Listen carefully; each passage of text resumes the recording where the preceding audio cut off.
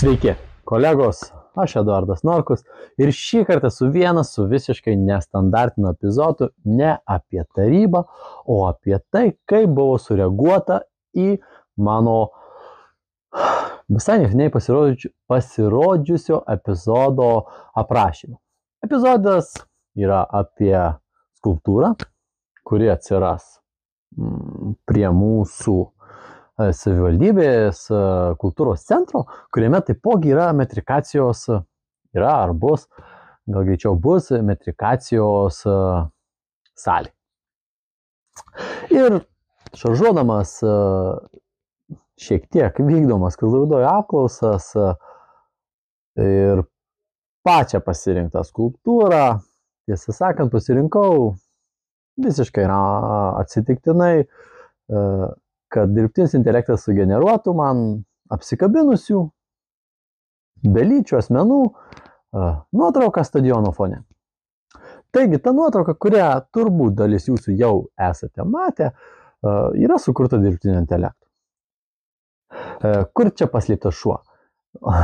Viskas yra labai paprasta. Mūsų savivaldybėje iš tiesų vykdomos kažkokios mistinės, ne mistinės, tikros apklausos, apklausėlės, kuriuose apklausiami gyventojai įvairiausių klausimų. Tai yra puikus dalykas, aš už tai, kad reikia atsižvelgti į tai, ką pasakys gyventojai. Bet kiek tai yra tikslinga, ir kiek iš tiesų gyventojų atsako į tos klausimus, kurie didžiąją dalim lems visų ateitį, kyla klausimas dėl to, kad tos apklausos dažniausiai vyksta tam tikruose tinklapiuose, Facebooko, Turgelis Kazlų Rūdos, ar ten, dar kur nors, kokie nors, Kazlų Rūdos savivaldybėje gal apklausinėje. Ir apklausiami žmonės dažniausiai yra tie, kurie jau yra palaikytojai dabartinės daugumos, tai yra jaunoji Kazlų Rūda ar Sūduva, neatsimenu, gerai, Kazlų Rūda turbūt, nes jie čia keitė tą pavadinimą. Ir jeigu tu kada nors tame tinklapyje kaip nors įsireiški prieš mūsų dabartinės daugumos ar mero poziciją, tai greičiausiai tu jau nebesi tam tinklapyje, esi užblokuotas. Taipogi ir aš esu užblokuotas mūsų mero, dėl to, kad anksčiau, pripažinkim, galbūt ir netiškai kartais pasisakydavau. Bet aš nematau, ką jisai rašo, jisai turbūt nemato, ką aš rašau. Ir viskas turbūt tame yra gerai, bet kai tu vykdai apklausą ir jeigu tu apklausi iš principo jau tik tai palaikytojus, nes visi tie, kurie yra nepalaikytojai, iš principo yra užblokuoti, ta apklausa atrodo mažiausiai kvestionuojama. Bet atmeskime tai. Grįžkime į pradžią. Ne į pačią apklausą, o apie tai, ką aš parašiau. Aš parašiau, kad nuotrauką, kurią jūs pamatysit, arba įdėsiu į komentarus, kviečiu balsuoti už skulptūrą. Vėlgi, tai yra humoras, tai yra būtent atliepimas į tas apklausas, kurios vykdomos Kazlų Rūdoje ir į tą visiškai neskoningą pasibaisėtiną pasirinktą skulptūrą, kurią mums pagamins, jeigu gerai atsimenu, ką kolega pasakė, tai kiniečiai. O jūs žinot, kaip būna, kai užsisakai iš kiniečių, ne ką nors.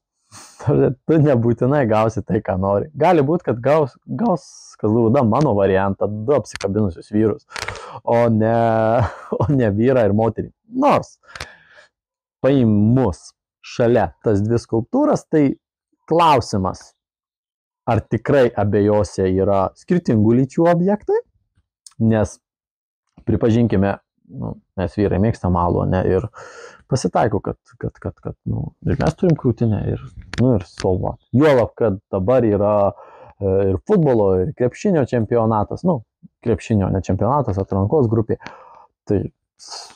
Tai tas skulptūras, kiekvienas galim turbūt vertinti taip, kaip norim ir taip, kaip gaunasi, čia skonio reikalas.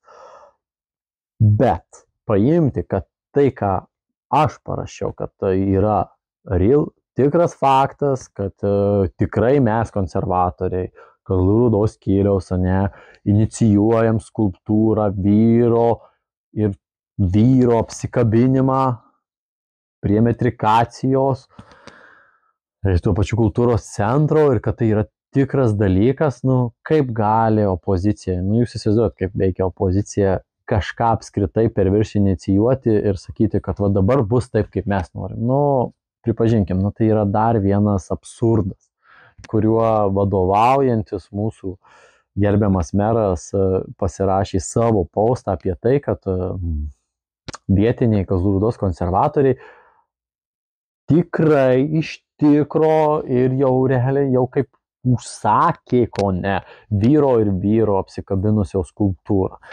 Tai, nežinau, man atrodo keistas toksai parašymas, kuris tikrai iššaukė nemažą visuomenės susidomėjimą, pasipiktinimą.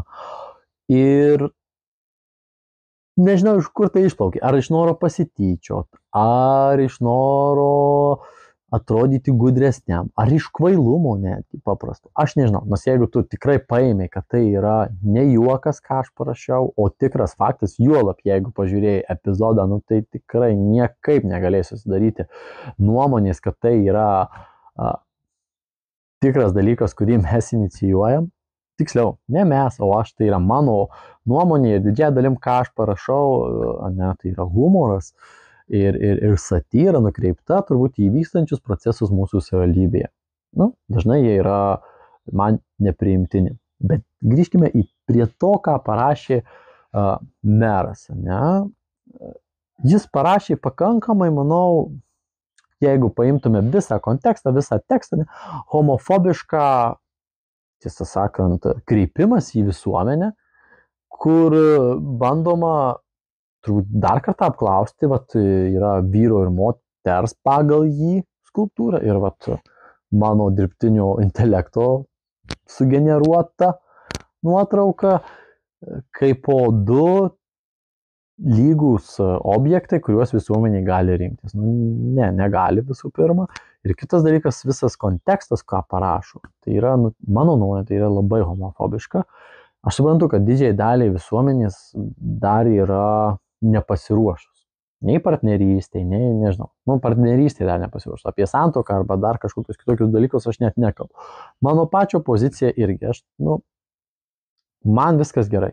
Tegul tie žmonės gyvena ir myli viens kitą ir būna kartu, svarbu, visi būtų laimingi ir mokėtų mokesčius. O kas liečia mero pasisakymą, tai vėlgi kyla klausimas, tai ar visi, kurie balsavo už merą, yra homofobai Kazlų Rūdoje? Nes jeigu taip, tai tada yra 80%. Ir kitas klausimas, ar visa Jaunoji Sūduva yra homofobai? Vėlgi, ne, nu, yra du klausimai, kurie iš tiesų iš po tokio jo pasisakymo ir tolesnės diskusijos komentaruose, aišku, kurie didžiąją dalimi yra trinami, pagal tai, kiek mane informavo žmonės, kurie patys pasirašo tuos komentarus ir sako, paskui mūsų nėra. Bet čia kitas klausimas, tai čia kiekvieno paskyros savininko reikalas, kaip jis tvarkosi su jie.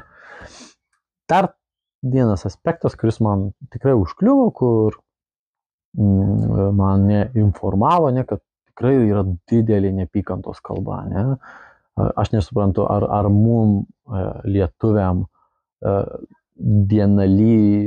vienalyčiai santykiai sukelia tą pasipiktinimą ir tokia tikrai, nu, neadekvatų susipriešinimą, ar iš kur tai išplaukia, aš nežinau, bet jeigu tu neužkardai tos, nežinau, neapykantos kalbos savo turbūt puslapyje Facebooko, nu, tai vadinasi, tu palaikai ją. Aš manau, mūsų visuomenė tikrai jau yra pakankamai susiskaldžius ir jau per daug mes per šiuos kelerius metus turėjom turbūt kaip visuomenė išgyventi ir covidas, ir pabėgėliai, ir infliacija, ir karas, ir dar asmeniniai turbūt iššūkiai. Tai nemanau, kad dar ir politikai turėtų prisidėti prie visuomenės skaldymų. Turbūt visi jaučiame, kad turbūt karas arba bent jau regimybė, nu, kažkur yra ir alsuoja mums į nugarą ir šitaip bandyti skaldyti visuomenę, o ne ją telkti, nu, tai atrodo mažiausiai neatsakinga mano nuomonė. Tai tiek apie mano pasisakymą, apie mano parašymą. Man iš tiesų labai smagu, kad jūs žiūrit, kad rašot, komentuojat ir nebijot pasitikslinti, jeigu jums neaišku. Manau, kad per laiką jūs suprasit, koks aš esu politikas, o aš suprasiu, kas yra mano sekėjai ir žiūrovai ir ko jie tikisi iš manęs. Tai mielai rašykit ir ačiū jums dar kartą, norėjau paaiškinti, kad tai, ką aš pasakiau, tai yra mano asmeninė nuomonė, mano asmeninis intro į epizodą ir tai yra humoras, satyra ir traukimas šiek tiek per dantį tai, kas vyksta mūsų savivaldybėje. Ačiū jums labai. Iki.